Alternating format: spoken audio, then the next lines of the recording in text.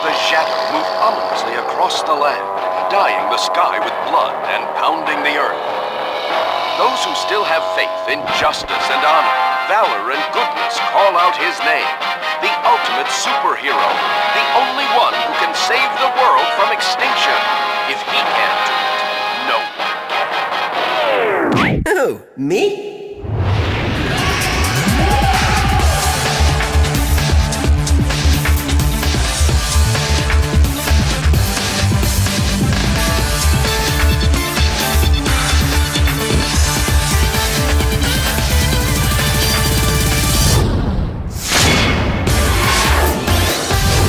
Viewtiful Joe.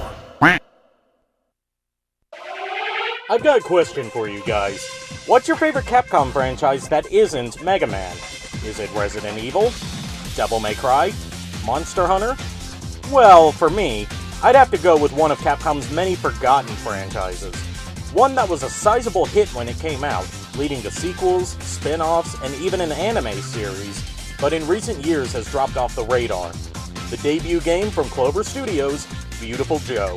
Before I get into the game itself, there's a bit of history to cover. The year is 2002.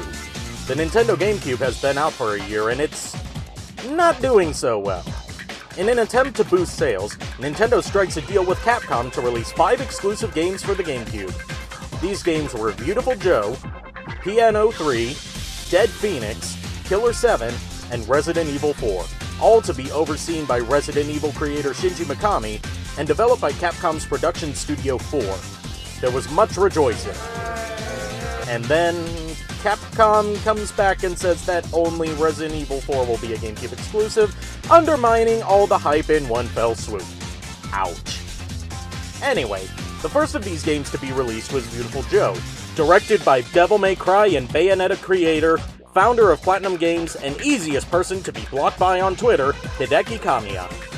Looking back at the first installment 15 years later, does it hold up as well as I remember, or is my nostalgia blinding me? Let's take a closer look at Viewtiful Joe for the Nintendo GameCube, and a quick glance at the PlayStation 2 version. Head to the go-go, baby! Joe is your average Joe, I guess, on a date with his beautiful girlfriend Sylvia to see a movie from one of his favorite superheroes, Captain Blue. However, their date is interrupted in the worst way possible. The villain of the movie reaches out of the screen and kidnaps Sylvia. Joe is then brought into the movie as well by Captain Blue's giant robot, Six Machine. Inside the movie, he's greeted by the spirit of Captain Blue and given a V-Watch, a wristwatch that allows him to transform into his own superhero form, Viewtiful Joe. Armed with his new powers, Joe ventures through the movie, encountering members of Captain Blue's rogues gallery, Jado.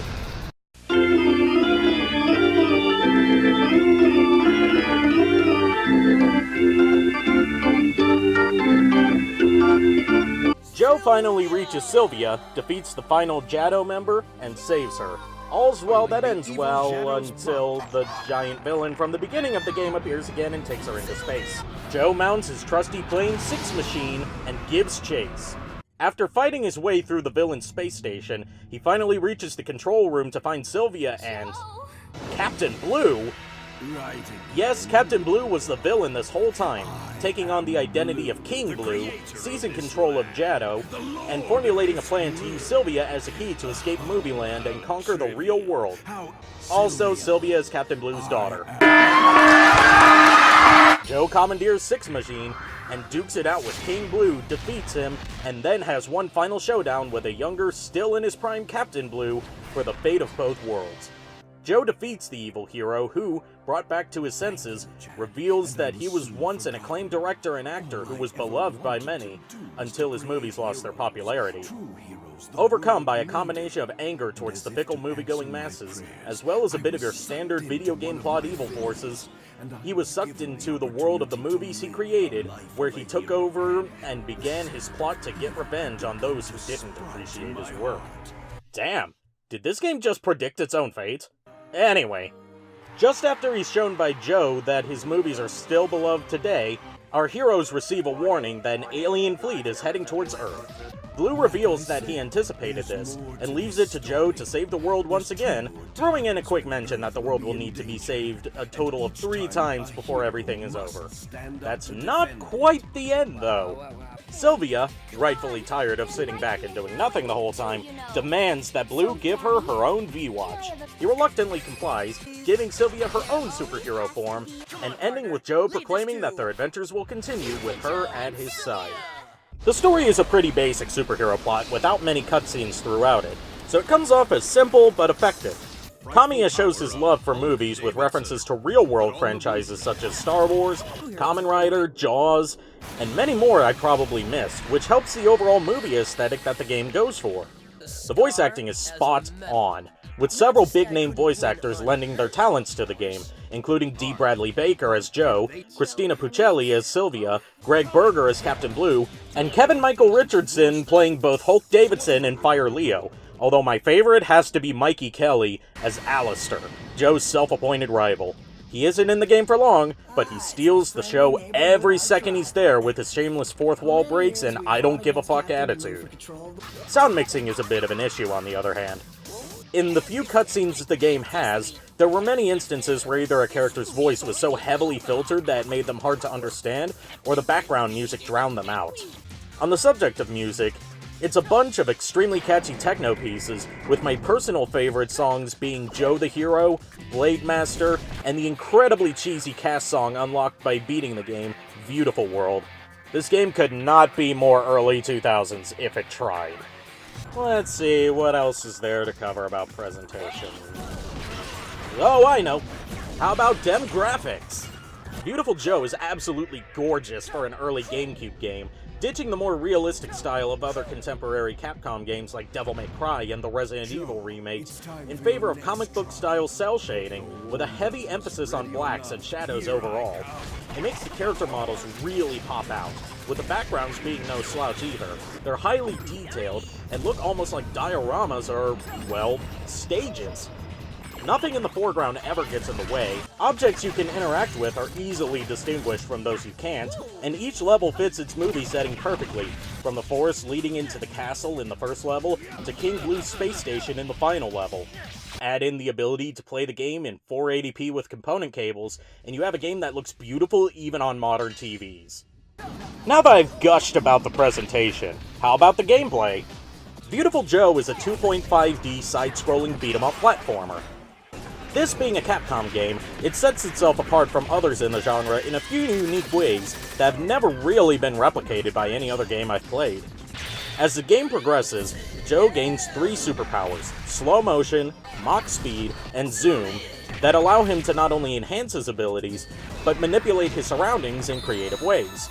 For example, using slow motion slows everything down and increases Joe's attack power, but can also be used for puzzle solving, like slowing down a water droplet to make it grow, or stopping an airborne mook's helicopter pack so he has to fight you on the ground.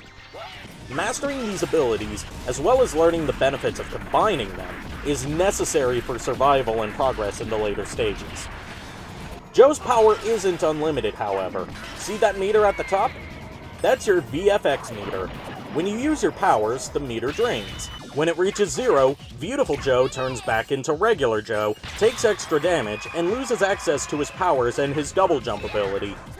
Once it refills, he automatically changes back into Viewtiful Joe, and you can start kicking some ass again. The meter can be extended temporarily by picking up juice bottles dropped by enemies, or permanently increased by collecting film canisters. Grab 50, and one more block of VFX power is added. Collect all of them in a world, and you get a point bonus. For combat, Joe starts out with a punch, a kick, and the ability to dodge enemy attacks by pressing up or down on the control stick. Enemy attacks are telegraphed by both skull markers and sound cues, so paying attention to them at all times is crucial. You're graded on combat performance in each section of the stage, as well as how long it takes you to complete each section, and awarded with a letter grade, a la Devil May Cry. D is the lowest, with the highest being the coveted Rainbow V, awarded to those who play flawlessly. They're mostly bragging rights rewards, but getting a Rainbow V in every section of every stage gets you unlimited VFX meter on your next playthrough. In between levels, you can access a shop that allows you to buy items and upgrades with the points you earned, ranging from health refills to life meter increases to new combat moves. In addition to a new Game Plus mode that allows you to start from Stage 1 with all of your powers and upgrades unlocked from the start, you also unlock additional characters by beating the higher difficulties, namely Sylvia, Alistair, and Captain Blue. These aren't just simple model swaps, though. They all have their own unique quirks, making it worth playing as each one. They also have their own cutscenes, but these are nothing more than the regular cutscenes with the model swapped out, the dialogue played backwards, and subtitles for the new dialogue. And while they add some insight into the other characters in the game, they can come off as odd at times. The additional cutscenes are a nice idea, but I feel they could have been executed better, or just left out entirely. Hey, I thought you were gonna look at the PS2 version! I know, I'm getting to it. Viewtiful Joe was given an updated re-release on the PlayStation 2 a year later, with extra features, namely, an extra playable character. Dante from Devil May Cry. Cool, I guess. However, this version suffers from frame rate issues that the GameCube version never had, and lacks the progressive scan feature, only allowing you to play in potato quality. It's worth looking at if you're a fan of Devil May Cry, because the story is filled with inside jokes about the series, but otherwise, I say avoid it. Time for the verdict! Viewtiful Joe is a gorgeous game to look at, a loving tribute to movies and Japanese superhero shows, and a surprisingly complex platforming brawler.